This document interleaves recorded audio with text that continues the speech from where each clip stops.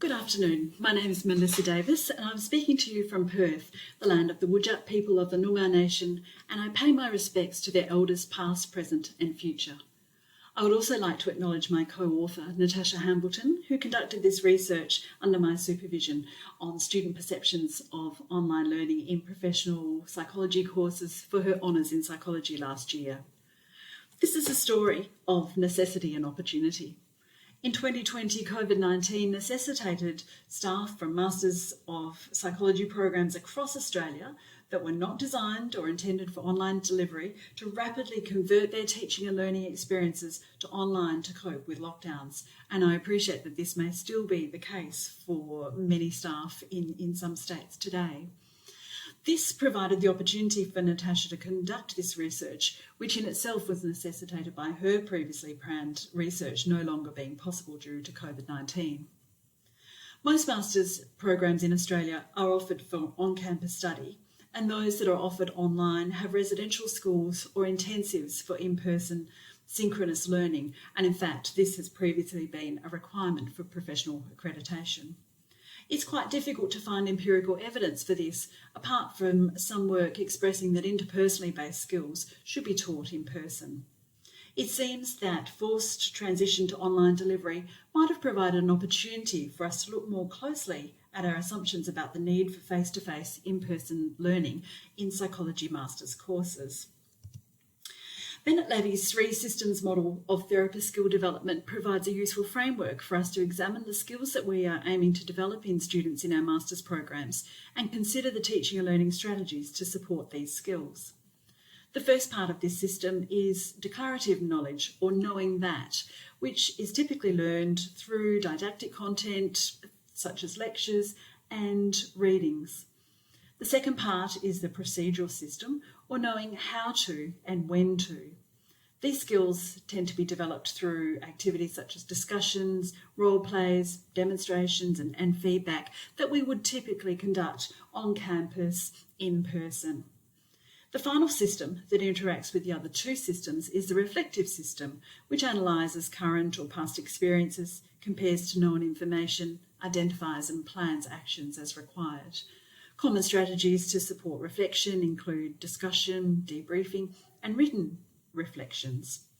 And we know that the way that we organise postgraduate classes often involves workshop-style delivery with pre-readings and might involve a combination of many or all of these teaching and learning strategies. When considering how these kinds of learning and teaching strategies might translate to the online learning environment, there's an extensive literature to draw upon on some of the factors that impact online learning. A lot is written about learning design factors, including the concept of media richness of the online learning environment, because this is essential in promoting engagement through allowing quality interactions between students and content, students and other students, as well as students and teachers. There's also a lot written about environmental factors that include very important but simple matters such as the student's physical learning environment. And there's also a lot written about individual learner factors, including things like motivation, their confidence and efficiency and efficacy with using technology, as well as their experience with a range of different online learning experiences.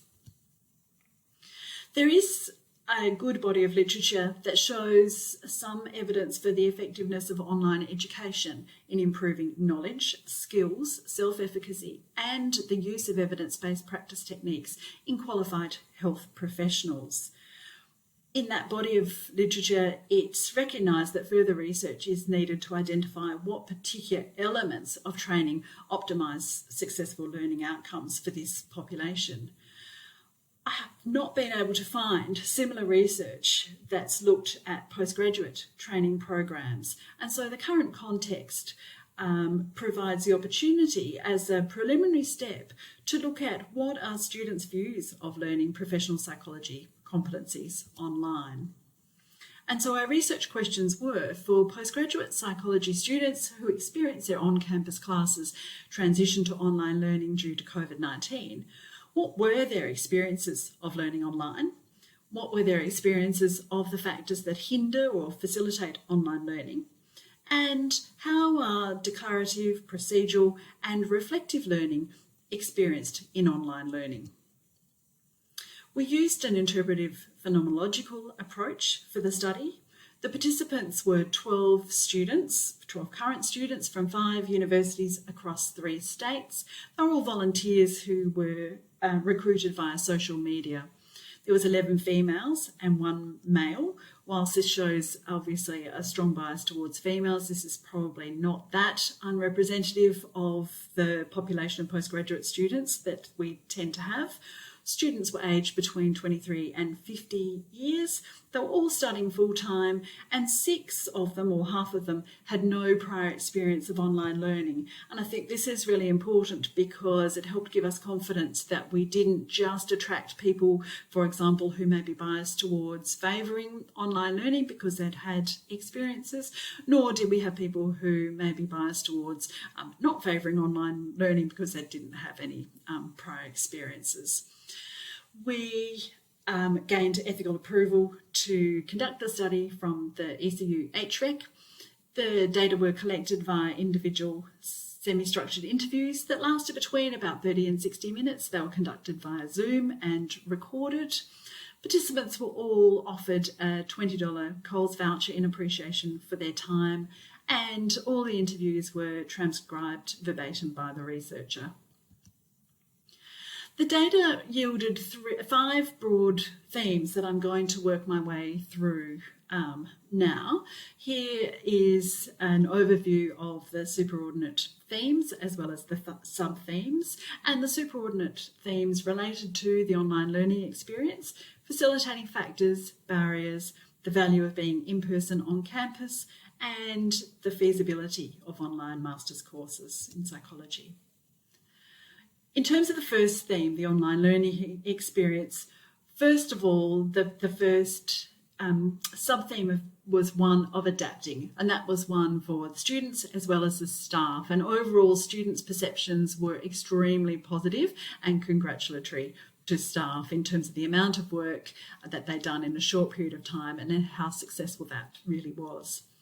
In terms of declarative learning, so the more didactic or lecture content, students tended to say this was actually the same, if not better, than in class. And one of the factors that they saw that really facilitated this was the chat function that you can have on an online learning platform that allowed students to interact, ask questions, make comments in the background.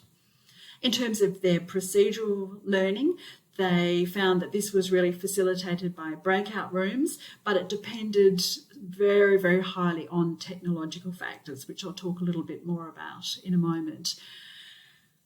There was a strong perception of the importance of in-person consolidation of the skills that they'd learned online through breakout rooms. They did identify the bonus experience of telehealth competencies that they felt that they had got through conducting these learning experiences online. And in terms of their reflective learning, often students said that this was good and okay and that you could do this online, but there was a sense, as is highlighted in this particular quote here, something intangible that was missing, that was different when the students were in an online environment compared to when they're in a room all doing it together. The second theme related to facilitating factors, and there were 3 sub-themes here. The first was about the delivery of classes and included things like staff's ability to facilitate engaging, interacting and organised classes, and this was strongly related to staff's expertise and confidence and comfort with online teaching and the use of technology. Part of that was the need and the practice of having regular breaks and really having a good rhythm to the session, as well as staff seeking and responding to student feedback and making adjustments to the way they did things on a week-by-week basis. Another facilitating factor related to communication and support from staff, and this often involved things like discussion boards for interactions outside of the formal class times, as well as regular emails, updates and check-ins about how students were going. This is something that we would often do, I guess, when we're delivering classes on campus, but this was something that students saw as even more important when they didn't have that opportunity to meet face-to-face with their teachers and their peers on a weekly basis. And the third key set of facilitating factors related to that peer connection. And it's important to note that in this particular group of students, they had the opportunity of experiencing the initial in-person on-campus experience before the lockdowns commenced. And they also talked about informal collaborations where they would have Zoom sessions or other forms of online connections with their peers outside of class. So they belong to Facebook groups, they would have FaceTime sessions or use other forms of technology to connect.